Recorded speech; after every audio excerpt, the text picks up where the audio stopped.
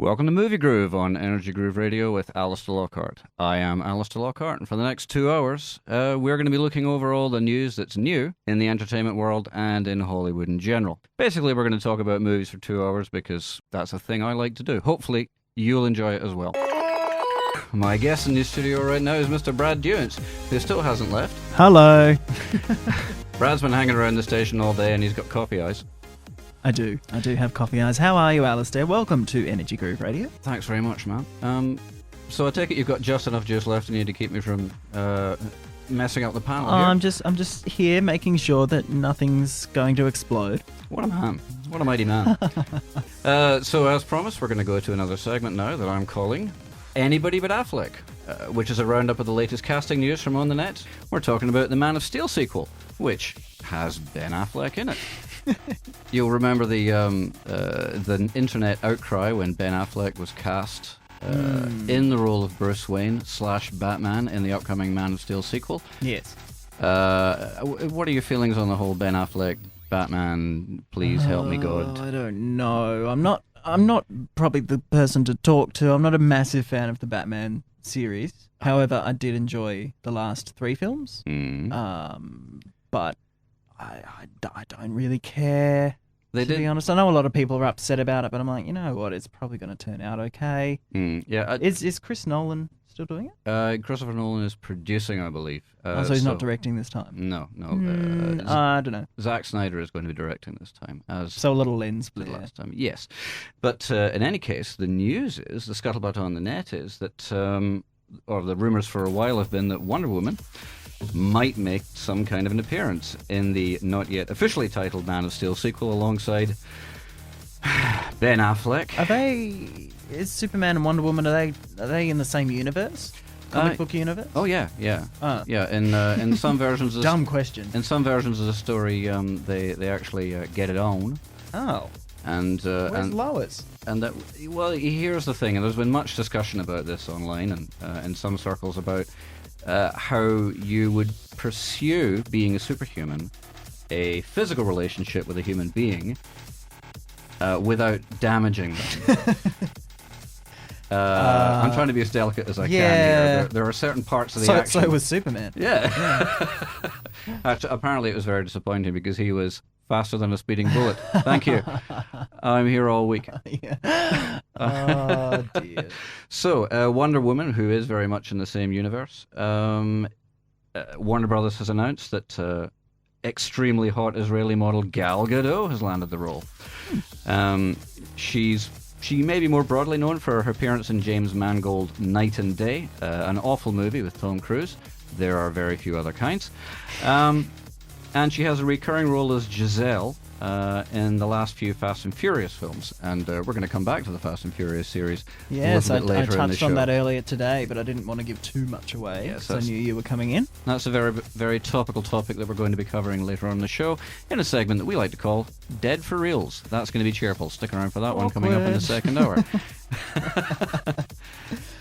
And for fans of movies based on theme park rides... What? There are a lot of them. Really? There are a great many of them. Do you know Johnny Depp so far has made something like $71 million from the Pirates of the Caribbean series? Oh, right. Yeah, okay. I didn't realise that was a theme park ride before a film. It was originally a theme park ride, so they're still mining it because it's actually quite a long experience, the Pirates of the Caribbean, right? Yeah, right. And so they've got a lot of animatronic mannequins down there. So they're going to be pumping out movies until you people stop going to see them. But in any case, Johnny Depp is coming back for another installment of Jack Sparrow, and why wouldn't he? Because they've driven yet another truckload of money up to his house. He'd be stupid not to. Ditto Jeffrey Rush. It's easy work. It's not like it's difficult for them, and look at the kind of money that they make on it. But the big news is that this one is based on, get this, a model kit. Right. This is what I've got right here in front of me. Dead Men Tell No Tales. A model kit. An entire scene model kit with the new concept of... Oh, it's got a moving arm. This must be an old one. Back in the day, kids, toys were a lot less impressive than they are nowadays. They've been looking for someone to play the role of, where have we got? Captain Brand, a ghost pirate, which is something a little bit different from the last I movie. imagine that would be a computer-generated number, that one. No, they're going to use a puppet this time. Cheaper. Well, they have to give all the money to Johnny and Jeffrey Jeffrey. Rush. Yeah, and they've got What's the girl's name? Knight? oh Keira no, Knightley? Keira Knightley's not going to be in it. And, Isn't she? And I stopped watching the Pirate series after the second. yeah, no, and they don't have Orlando Oh. Bloom in it anymore. Well. The most nondescript actor in the universe. I'm going to come back to him again as well. Okay. So yeah, the lady in this one is going to be Iron Man 3's. Ooh, I've got her name here. See, the love interest from Iron Man 3. Anyway, she's going to be in it. Excellent. Gwyneth Paltrow? No, not Gwyneth Paltrow. Rebecca Hall is the lady's name. She was a brunette who got shot in the chest by the bad guy in that film, which was a terrible way for her to Again, go. I stopped watching after 2. I know. I can't make it to the 3rd. It's the law of diminishing returns. I think mate. I've just got completion anxiety. Yeah, you're not going to miss out on much if you don't go and watch the third one. So. But in any case, they've cast the role of the bad guy, the ghost pirate, Captain Brand. It's going to be Christoph Waltz, who wowed us all with his portrayal of a super evil Nazi in Quentin Tarantino's Inglourious Bastards. He got a Best Actor Oscar He's for that role. scary, that guy. Yeah, a little bit. His performance was amazing. Did you see Django Unchained? No. Lots of blood, lots of N-word. Yeah. That's probably why I didn't see it. Yeah, you Bit know. unpleasant. It's a Quentin Tarantino movie, so It's not a family fun yeah. night out, Before you get in, you pretty much know what you're in for there. So, I suppose so. but in any case, that's the end of Anybody But Affleck, a wrap up of our casting news. Next week, we're going to come back to this segment again and tell you all about other films that they've been casting all around the world. That's Band-Aid with Do They Know It's Christmas? A 30-year-old song and a special form of torture for you out there. I wasn't aware that Band-Aid was in reference to an AIDS fundraiser.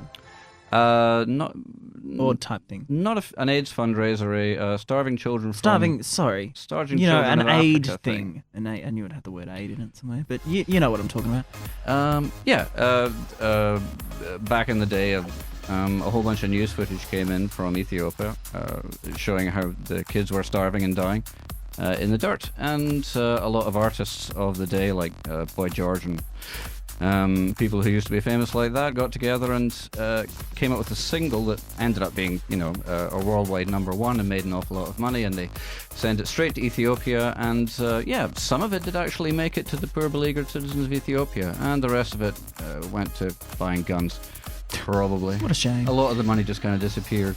Well, I guess that's what happens when you have floods and floods of money coming in that's, for a particular cause. It's the admin costs, as I think they like to call it. processing fee. Processing things. It's the kind of thing. Yes, you're listening to Movie Groove on Energy Groove Radio. My name's Alister Lockhart, and I'm here with Brad Duence, and we're still talking about movies, if you're still with us.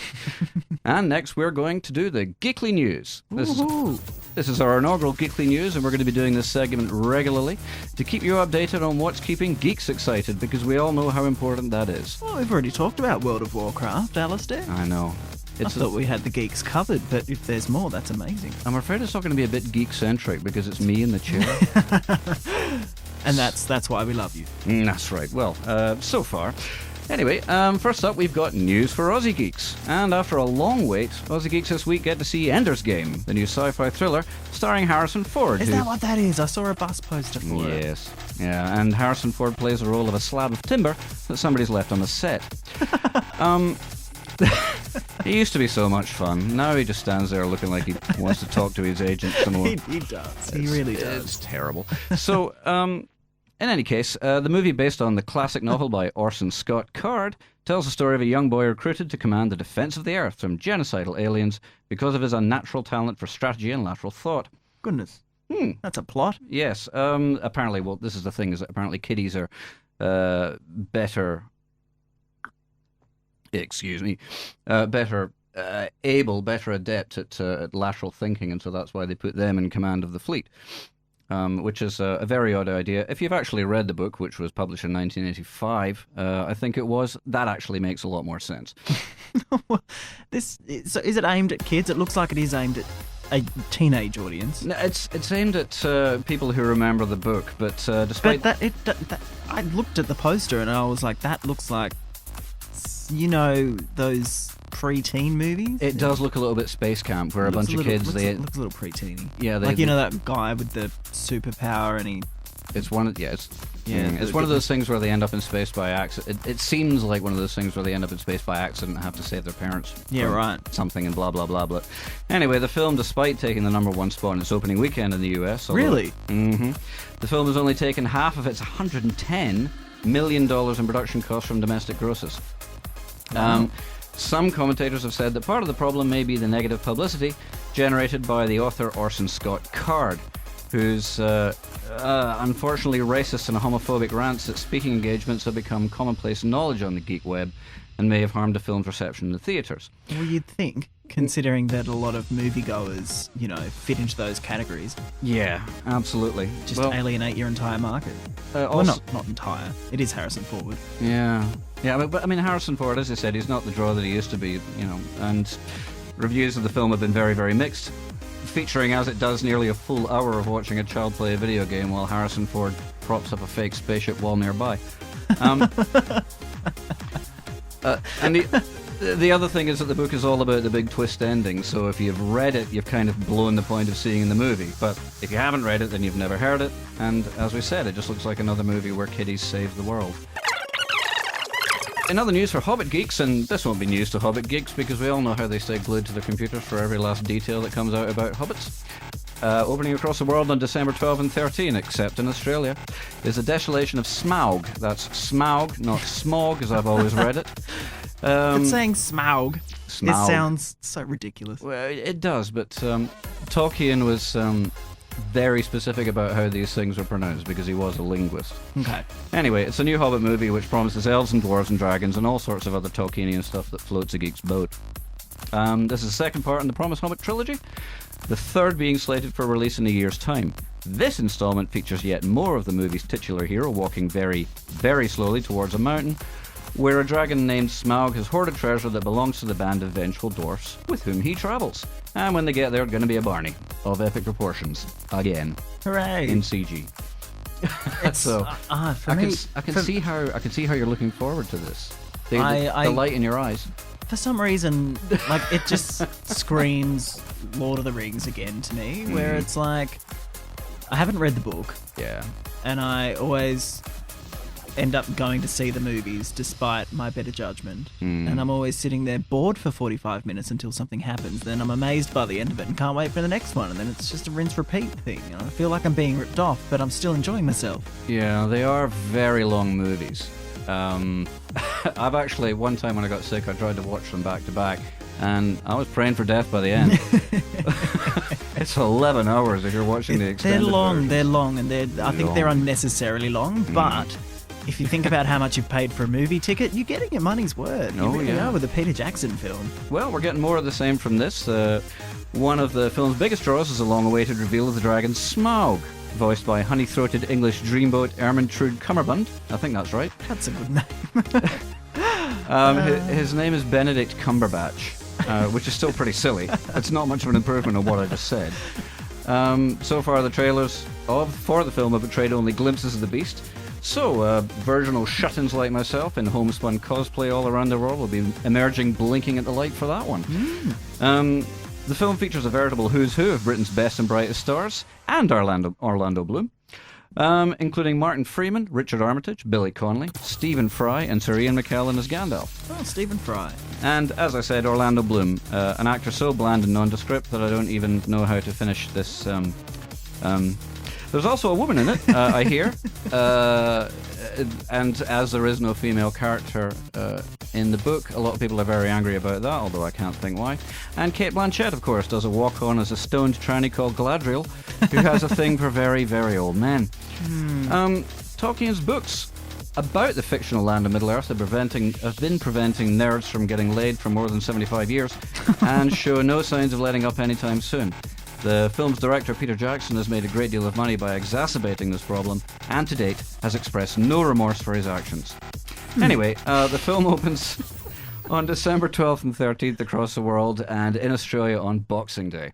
Oh, dear. Yes, I know. Well, at least we have something to do over Christmas, I suppose. Look, Is the first Hobbit movie out on DVD yet? They usually release it on DVD so that we can watch it before we go and see it at the cinema. Is that not what they do, or? No, I think that's what they're going to do this time, but yeah. I just think that whatever you might think of the movies, they are an astonishing achievement, because if you think Peter Jackson had to go to people, and say, okay, so you've never heard of me, and I come from a country that you've never heard of. I'm going to do 3 unfilmable movies based on 3 unreadable books. Everybody who's tried this before has failed and gone bankrupt. I'm going to shoot them back to back in my hometown and do the special effects in my own shed. And above Megan and Liz, we had Cyndi Lauper and Norah Jones, Home for the Holidays. And that was great. I can only apologise for that one, listeners. I know it's... Don't apologise. Cyndi Lauper isn't apologising, I'm sure. No, but I mean, it is Christmas, and you're going to be hearing a lot of Christmas anthems as we get closer to it. And I'm hearing them everywhere. Yeah, but that one I might leave for next year. So... You're listening to Movie Groove Beta on Energy Groove Radio. This is our inaugural show, and it's my first time, but I'm having a great time. Good. I have Brad Duence here with me as my guest in the studio. Yeah, I kind of hang around after my show and just I've got nothing better to do, so I thought I'd keep you company. He lives here, listeners. I do. He lives here I have in the a bed basement. in the corner. Every now and again, we go down and throw him a bucket of fish heads and a blanket. Anyway, more geekly news now. We have news for sci-fi geeks for you. George Miller, Australian director of the Mad Max reboot, Fury Road, has commented on rumours that the film would feature a walk-on cameo by the former franchise star, Mel Gibson. Yeah. Indical News reports that we already know the Dark Knight's Tom Hardy will assume the role of Max Rokitansky. Great character name there. The character Gibson originated back in 1979's Mad Max and continued in the film sequence. And there's been a lot of incessant chatter that Gibson's going to show up at some stage and do a walk-on as a wanderer or something. But it's not being filmed in Australia, though, this one, is it? No. I do know where it's one of the smaller African nations, because I actually have a friend who works in physical special effects, and he was over there for 2.5 months, and I quote, racking up and blowing shit up. So sounds like a fun job. It does sound like a fun job, doesn't it? So, but it's the kind of thing that you can only really do for a couple of months, and then you need to go home and dry out. Anyway, Miller denied reports that Mel Gibson, who played Mad Max in the first 3 Mad Max movies, has a cameo role. It would have been nice somehow, but no, it's not true, he said. I don't know if it would have been that nice. Gibson's been a bit starved of audience sympathy, I think, since a series of very public rants have revealed the truth about years of persistent rumours, painting the actor as a homophobic, woman-hating, anti-Semite nutbag. Revelations which haven't helped his career, as perhaps evidenced by the dismal returns on the recent Robert Rodriguez actioner Machete Kills. The movie features an ill-advised stunt casting of the Aussie actor as the villain of the piece, and recorded one of the worst opening weekends of this year. I think. Oh dear. Yes, Box Office Mojo put it at number 4 on that chart. So yeah, a bit of a disaster there for the star. Also in 2010, the cast and crew of The Hangover Part 2 threatened to walk off the set if Gibson's cameo of an eccentric Bangkok tattooist was not lifted from the production. Oh, wow. And eventually, oddly enough, they gave it the role to Nick Cassavetes, who directed The Notebook. All right. I know, yeah. It's a very weird sort of a crisscross there. There's but, a really strange crossover there, but okay. Yes, but Mel's still, unfortunately, fighting to come back from his unfortunate drunken gaffes, where he yells at people and says things that really shouldn't be said in public. He just doesn't seem pleasant. But no, he doesn't want to go away. I know. But do you really need people recording you in your most private moments? I mean, if somebody was recording you 24 hours a day and picking out the worst bits, how do you suppose that would make you look? Let's just say not good. No. I have a young family, and every now and again I lose my temper. Yeah, well... So if you string all those episodes together in one long hour of invective, and yeah, you're going to put me in jail. Well, if you caught me yesterday, I was hanging up a shelf from IKEA in my house. Many swear words ensued. So, yeah, well, that's that's part of the process. I think that's actually written in the instructions. Anyway, we also have news for comic geeks, and I know you're out there. I can hear you breathing. A recently released banner art piece.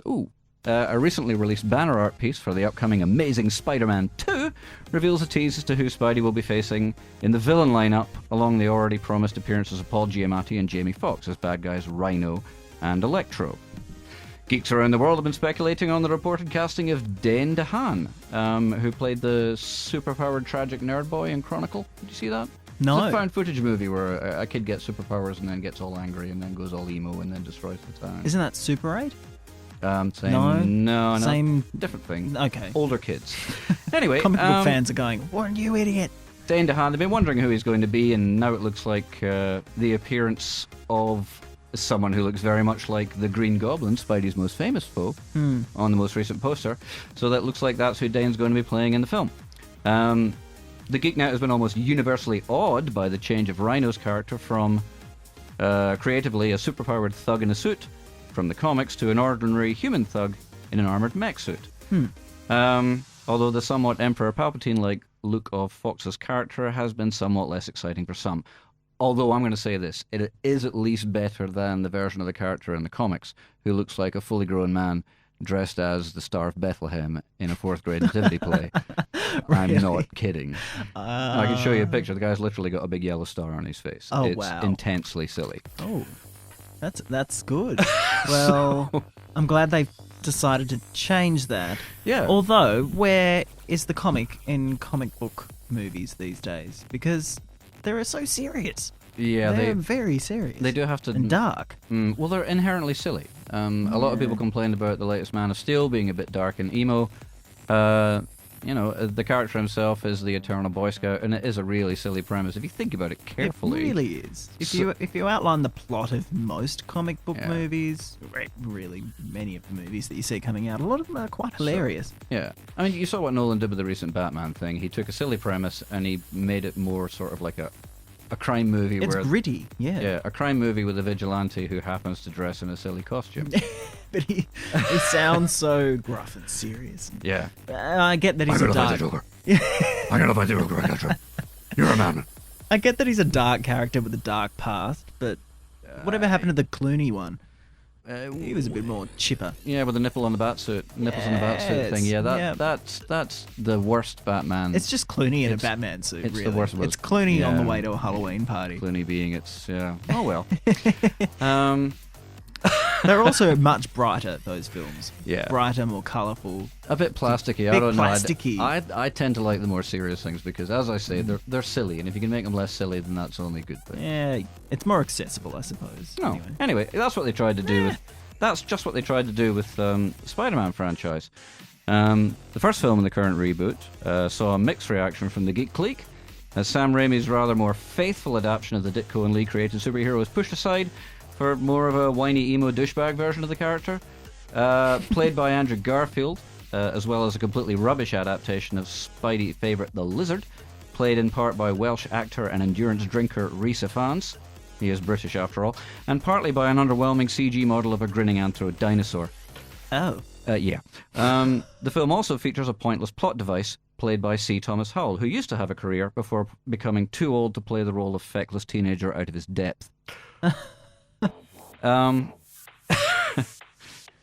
So you do have no idea who that is, do you? No. He was when he was a much younger man, he was a big leading man. He was in the world's most awful race relations movie, Soul Man, where it's not ringing a bell. Where a young Beverly Hills man is cut off by his parents, and so takes too many tanning pills and pretends to be a black man in order to get a scholarship to get into Harvard. Oh, that sounds slightly racist. God damn it, if he doesn't learn a thing or two about life as he goes on. Sounds like an after-school special. Oh, it's cringingly embarrassing. So if you want to spend the night just chewing mouthfuls of your own couch, I'm going to recommend that one. It really sounds like is some sort of Prince of Bel-Air type situation, or it's crossed with, I don't know, wife swap, house swap, or something. It's a very odd thing. The one of the most embarrassing things about it is it has respected African American actor James Earl Jones in it. You remember the voice of Darth Vader and. Yeah, but what else has James Earl Jones done other than Darth Vader? Bite your tongue. And a guest appearance on Will and Grace. How dare you? You're dead to me now. What has he done though? He's been on The Simpsons. As James Earl Jones. Yeah. And no, he was the voice of Simba's father in The Lion King. Oh, he was too. There you go. Okay. Yes, he is a Now you're legitimate with me actor. now, aren't yes. you? Yeah. So anyway, that's the geekly news for this week. And remember, kids, if it ain't an obsession, it ain't geek. 50 Cent, Eminem, and Adam Levine there with My Life. Do you know You're Adam up. Levine actually got voted world's sexiest man recently? Oh, lucky old him. Yeah, I'm sure that's doing a lot for his image right now. I'm sure. And his ego. It would mine. I keep wondering why I get passed over. Oh, They always do this world's sexiest man thing. They never call me. I gotta have a chat to my agent about that. I really do. I worked with a guy once that actually got into Clio 50 Bachelors of the Year or something. Oh, yeah? That Clio thing that they do where they just post photos and profiles of 50 men and then they vote for one and they get $10,000. Well, was he going out with one of the girls on the staff? Possibly. Yeah, see. I think that's usually how it works. Yeah. I've got a cute boyfriend. Have you got a picture? Yeah. Oh, yeah, he's cute. Okay. Okay. Yeah, has he got a good job? He worked in radio, so yeah, There you go. yeah. I guess yeah. that's enticing to some until they realise that there's no money in it and Yeah. no one showers. Kind of like the games industry. Yeah. No, I remember a guy who was in a band. It was a genuine signed band. You know, they had a record deal and everything, and he would tell people, "I'm in a band," and they would go like, "Yeah, whatever." And I'm a games tester. Oh, really? You know, and being a games tester is like the bottom rung of the games industry. You know, it's just a small room full of very quiet, round people who, Yeah, right. you know, Quiet round who people. usually. Well, these people, they play the same broken game for a year and a half, and whenever it does something wrong, they write that down Yeah, and they keep yeah. going. It's yeah. Sounds riveting. On On paper, though, it sounds exciting. you're It's gonna like, be play new games first. Yes, you're Again going and to be again and again. a games tester. Ooh. I can't imagine being a games tester on something like the Stanley Parable. Ooh. No, you're talking about my worst nightmare there. So. Oh dear. Okay. Yeah. Anyway, we're not talking about games today. No. We're talking about movies. Movies. And opening today in Australia is the animated feature from Sony Pictures, Cloudy with the Chance of Meatballs 2. The summer holidays are upon us, of course. And that heralds the arrival of an inordinate amount of, well, children's films in the cinema, pushing aside quality material that you might actually enjoy, in favour of turds like a 3D re-release of 1980s flaccid puppet show, The Never-Ending Story. Ask your mum about that one. You kidding? No, I'm not. Oh no. I'm afraid I'm not. Shame. It was crap when it came out, and frankly, its inexplicable reappearance, in my opinion, is a sure sign of the coming of the apocalypse, Brad. So, you know, keep an eye out for the trumpets. Oh, but the theme song was good. Okay, that's a stretch. Anyway, also in release for the holidays is Cloudy with a Chance of Meatballs 2, a strong contender for the worst ever title for a sequel, since I still know what you did last summer. Ask your mum.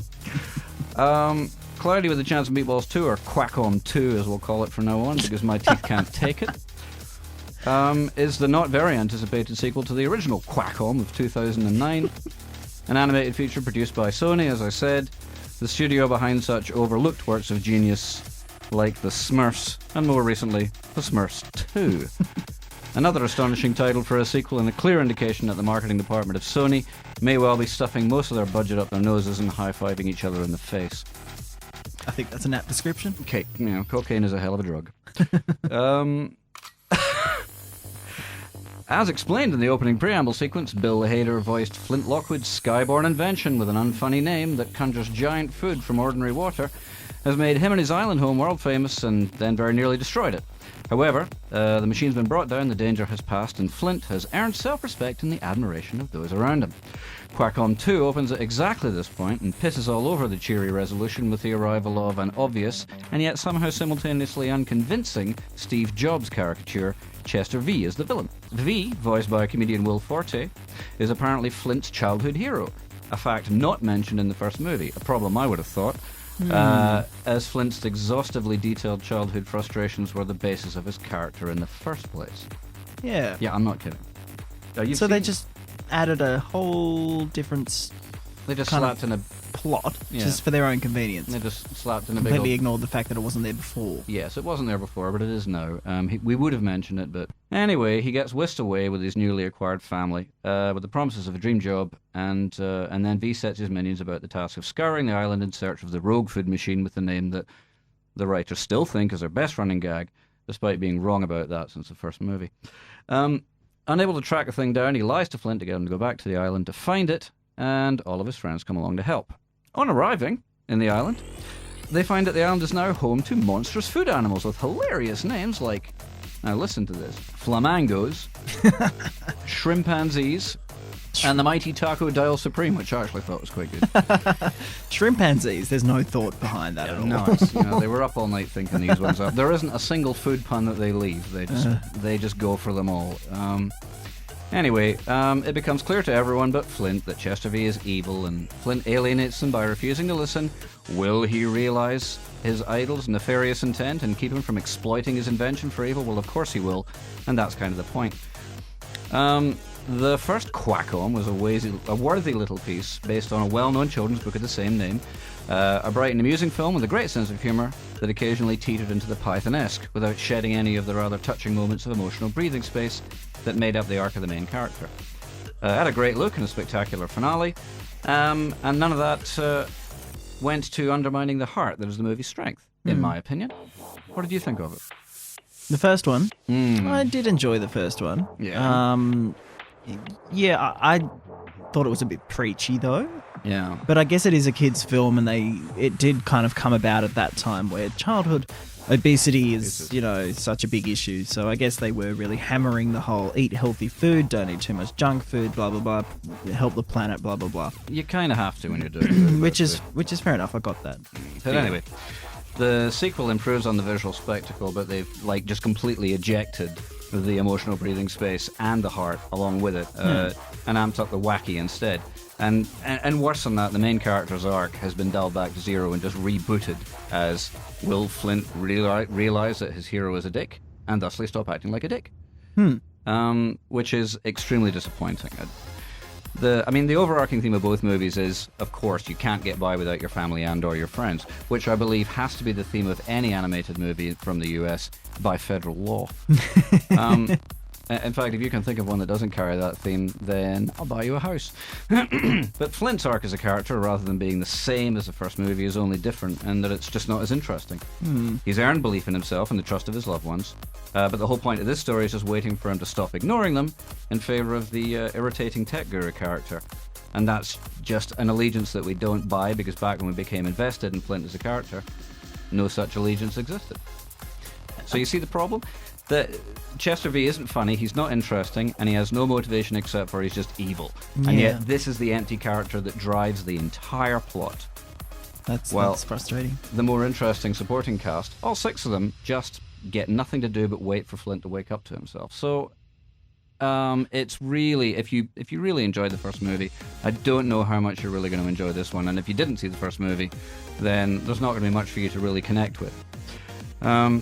I thought that the original's bad guy who was just an overreaching town mayor, that was just a plot device, but still an absolute hoot, and it was voiced by Bruce Campbell, who frankly couldn't be more awesome unless Harrison Ford died and they cast him as a new Han Solo.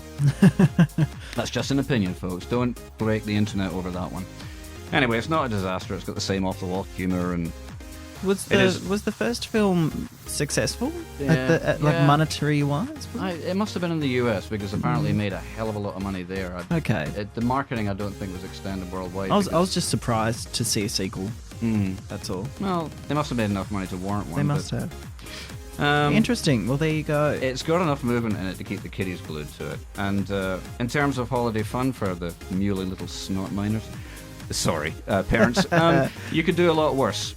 Specifically in the cinema showing The Never-Ending Story 3D. So, I'm going to give Cloudy with a Chance of Meatballs 2.5 stars out of 5. And join me next week at the Cinematorium for a review of the upcoming David O. Russell crime drama, American Hustle.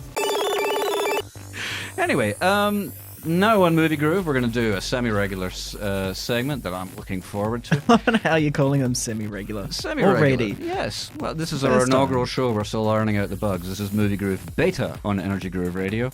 And this is a segment that I'm going to call Dead for Reals. A segment for the departed, a semi-regular look at the Hollywood luminaries who've left us a legacy of unforgettable work in the wake of their departure from this vale of tears. Moment of silence. This is Dead for Reals. In Dead for Reals this week, we're looking at actor Paul Walker. This has been in the news. It has. It has. And Somewhat. and somewhat, who suffered a tragic death in a car wreck in California this past Saturday. Walker was only a passenger in the brand new Porsche sports car, which was driven by his business partner, Roger Rodas, who is 38. Or should I say, he was 38. Anyway, wetpaint.com reports that Walker was attending a charity event for Reach Out Worldwide. Isn't that nice? Joined by friends and family, including his 15-year-old daughter, Meadow. The event was held at an exotic car shop, co-owned by Paul, and the accident occurred when Rodas reportedly lost control of the red sports car shortly after leaving the venue and slammed into a tree just a few hundred yards away. Eyewitnesses at the event remember hearing a loud explosion. Several people rushed to the scene with fire. It was a bad scene. All of his friends and family were there. They're trying to haul him out of the wreck. Yeah, it didn't work. No. Coroner's report came out this week. Yes. Yeah, it didn't die on impact. A few seconds there, apparently, where it was what infernus-induced death or something. That was one of the phrases used on the coroner's report, which just sounds awful, really. It's pretty grisly, and it's on my top 5 list of ways that I really don't want to go. But he just filled up the car as well. Yeah. So it was a full tank of fuel. So oh god. Bad. Anyway, the Los Angeles County Sheriff's Department confirms that speed was a factor in the solo vehicle collision. Walker was, of course, the star of the popular Fast and Furious movies and was filming the 7th installment of the franchise when the accident occurred. Ain't It Cool News has reported today that production of the film looks to be scrapped in the wake of the actor's death, which is bad news in particular for co-star Vin Diesel, who will need to find a way to make his idiotic Riddick franchise more profitable if he's going to get any work from here on in. That's not funny. Poor old Vin Diesel. Wasn't he? He was Triple X at one point. Maybe he could bring that back. Oh Christ, no! Please don't do that to us, Vin Diesel. I'm sorry for suggesting. Yeah, no, don't do that. Anyway, thoughts go to Walker's family and friends this evening, and I'm also going to spare a word of sympathy for those entertainment journalists who've had to spend the last week writing tributes to his legacy after having previously panned him as a plastic one-note actor who owed his entire career to the car fetish of rednecks and 12-year-old boys. This is editorial, folks. Don't write this down. Paul Walker was 40.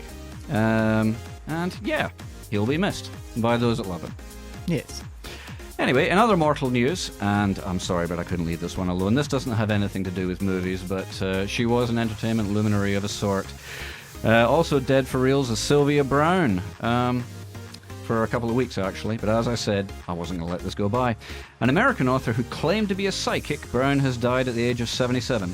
In a career of shameless fraud beginning in 1974, Browne began giving psychic readings that soon catapulted her to fame and fortune.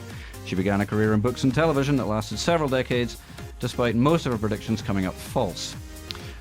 She published more than 50 books, 22 of them appearing on the New York Times bestseller list.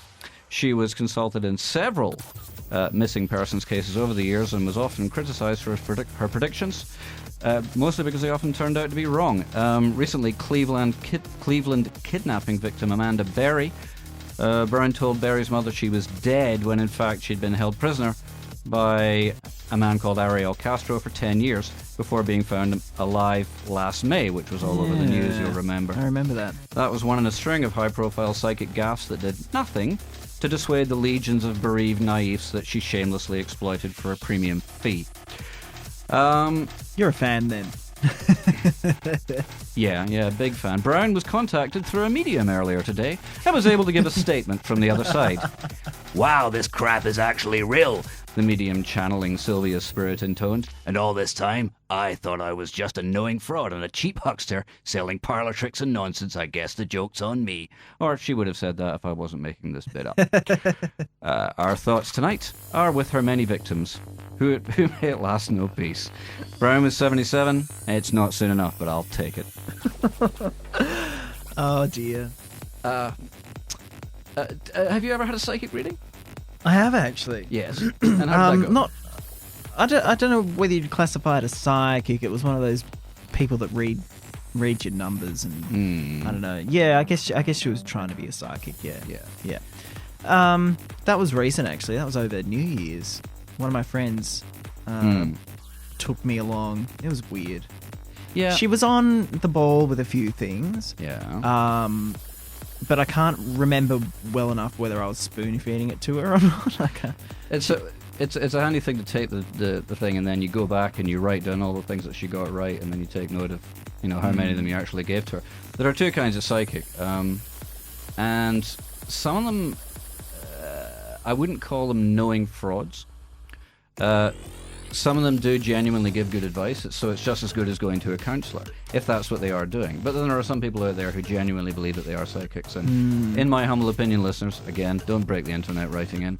Ain't no such animal. Yeah, well, I mean, this lady just basically made me feel comfortable, and she, gave good advice, good life advice. That's called a prostitute, Brad. Which... No, not that kind. She just... How comfortable were you in this? No, she was 80-something. Have you got her number? And she was dying of cancer, so... That's hot. And this is Movie Groove Beta, the inaugural episode of Movie Groove, the show about movies and nothing else. So we're about 1 minute from the top of the hour, or just slightly less, and we're going to go back for one last item before I wrap this up. I've had a great time, Brad, and you've had a lot to do with that. Oh, good. Yeah. That sounded really suggestive. He's on the other side of the desk. I am. It's okay. Yes. We're keeping it hands to very myself. clean. Absolutely. Yeah. No means no, Alister. I keep hearing that. So irritating. Men. Anyway. So movies. I'm sorry. Movies. That's what we're here for. Sorry. So, before we go to the top of the hour, we're going to go back for one last, and this is a little segment I'm calling The Usual Suspects. A semi-regular, again, roundup of the who's who of who's in trouble with the law in this last week. And this week, our usual suspect is bad boy rapper Chris Brown. Are you familiar with this? Oh, I'm familiar with this delinquent. He's just ended a two-week stint in rehab, just a week ahead of a court date, to face charges of an alleged assault on a man outside a Washington hotel. Apparently the guy photobombed him when he stopped for a photo op. Dear. 20-year-old Parker Adams reported that Brown hurled a homophobic slur at him, which is both predictable and disappointing. Yeah. So, before the alleged assault. Now there's a language warning here, kids. I'm not down with that gay shit, Brown is alleged to have said. I feel like boxing. And then he punched at him in the face. And then, according to the report, Mr. Brown's bodyguard, Christopher Hollisey, also punched him in the face. No. And he was taken to hospital with bruises and swelling, while Brown and Hollisey were charged with misdemeanor assault. Now, this is not a small problem for Chris, because at the time he's still on probation for beating the crap out of Rihanna a few months back. So if found guilty on this charge, he could face real prison time. The original date of the hearing was actually November 25th, but there's been no news on a verdict, so he may have been granted a couple of weeks' grace. So we'll stay on that one for you on the next couple of weeks. He needs to be put in prison. Like a little stay might help him. Just a little bit of prison. Oh, yeah, do the boy a pair of good. It would. Like, honestly, what is wrong with that guy? It's like there's only so much wrong you can do before people lose, all hope with you. And It's just kind of like, okay, the Rihanna thing happened, whatever. And now it's just kind of like, why aren't you listening to the people that are like, you're in trouble with the law? Shouldn't that be a lesson enough for you to stop behaving like an idiot? Pull your pants up, sit up straight, and learn your lesson. Honestly. Which one of us is older again? No, I know exactly what you're saying. He is working on it, though. He checked himself into rehab immediately upon release, although I think he's just working on his defence there. Yeah, but... to gain focus and insight into his past and recent behaviour, according to his representative, Nicole Perna. Yeah, I know. How many people does he have working for him, telling him to do all this stuff? Like, look, with any luck, perhaps... He's a bad seed. With any luck, perhaps the insight will be that, he realises that he's a dick. I think it really is just a way to have a viable defence in court, because as we all know, if you're famous, you're not a drug user, you're a victim of drug abuse. Anyway, in other Chris Brown news, he's currently going back into rehab again. This time, court-ordered anger management, thankfully enough, as part of the ongoing probation arrangement after beating up a little girl, like all big tough men who are not into gay shit do. TMZ.com reports the rapper flew into a rage on entering rehab after being told by staff that he could not bring his weed in with him. Oh my god. So angry and thick. I'm sorry, but he's got to be. He claims it calms him down.